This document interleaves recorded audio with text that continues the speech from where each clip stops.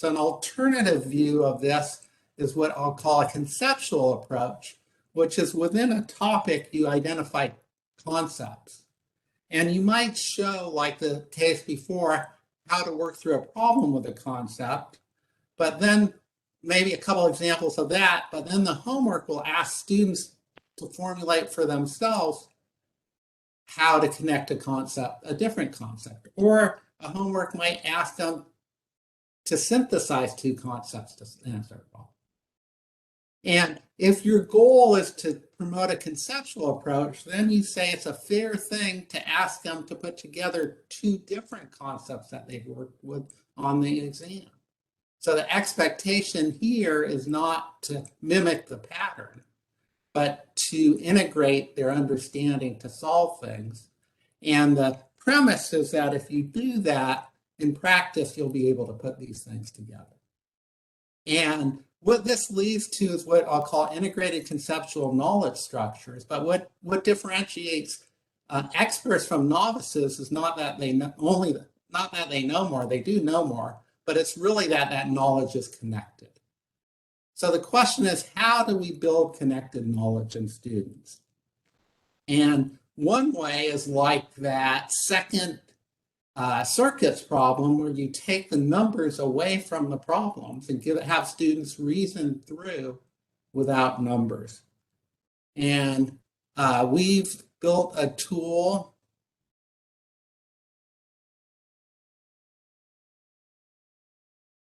to do this, and hopefully this will come through.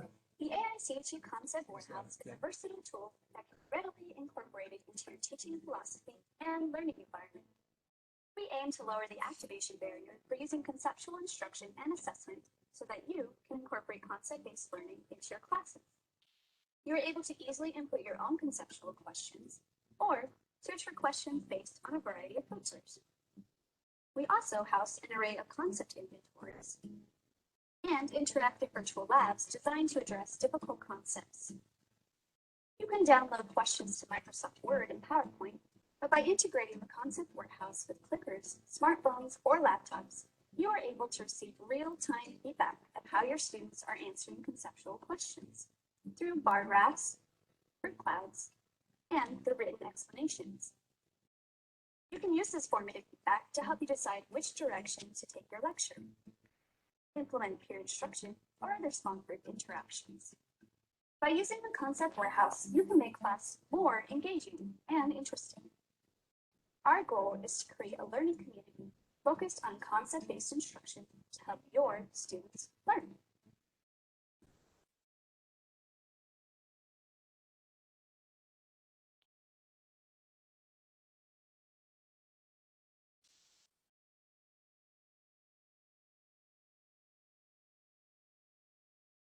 See if I can get back to my slide deck here. So this is what I describe a tool, which is both an audience response system and a way to provide data analytics to instructors. It's called the Concept Warehouse. What the students see in it is question stem, maybe with a figure, some answer choices, something, then I'll show some results from this, but something we believe in is to have them justify their answers to get them thinking about it. And then you might want them to be metacognitive and ask about their confidence. So this is what a student sees. An instructor has all types of resources, or an education researcher has all types of resources in this technology-based medium to understand how students are learning. So I just like to, in the remainder of my time here, talk about two ways analytics can be used to help gauge where conceptual understanding is and help teaching practice or research. So I'll quickly go through these, but the first one I'll call embedded assessment. So in this case, this was a sophomore level course and using in material and energy balances, where students were assigned reading and lectured on a material, and then they did homework. And the interesting thing here was in year one, the homework was pencil and paper problem solving. In year two, this instructor switched to automated technology basis.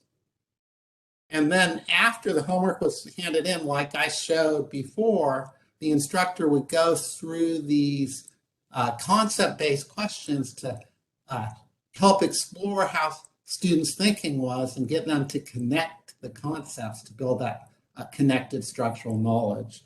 And then they might revisit the homework again to build on that for the next homework assignment.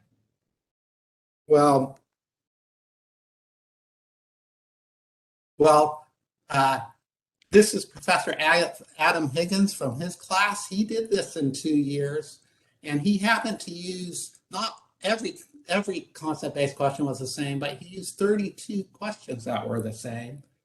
And with those 32 identical questions, this was a distribution cumulatively.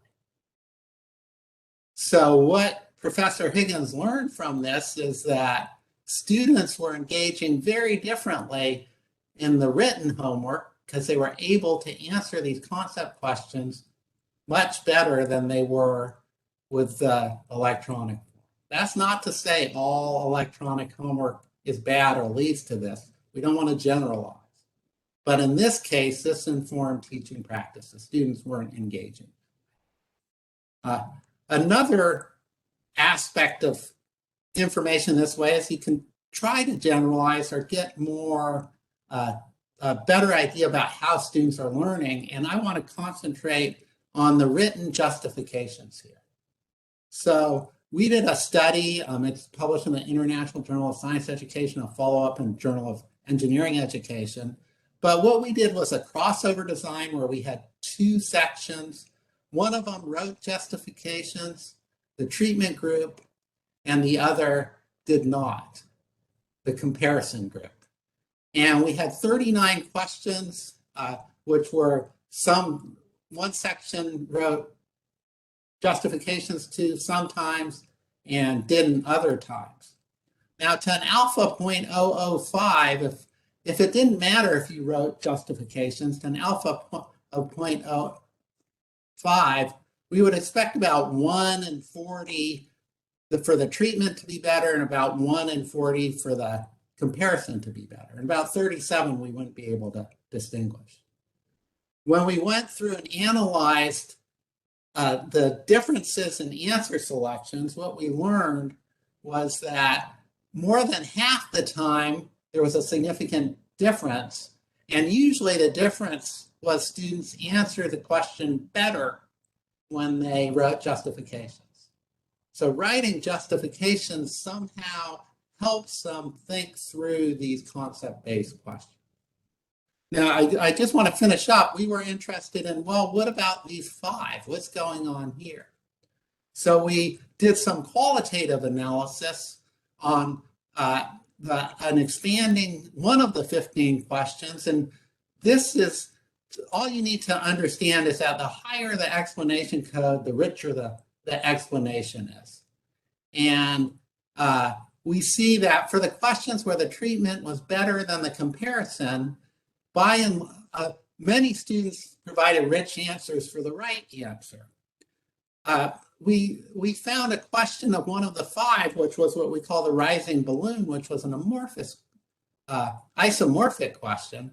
And what we found with the rising balloon, that while very few students had a rich explanation, most students who were getting it right weren't explaining it very fully.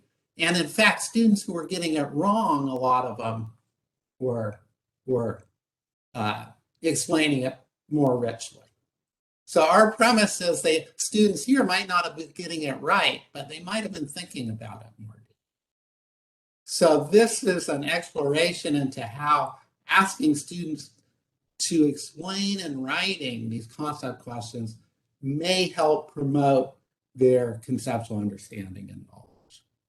Okay, I want to finish up by acknowledging the funding sources from the National Science Foundation, L.L. Stewart, and the Technology Research Program.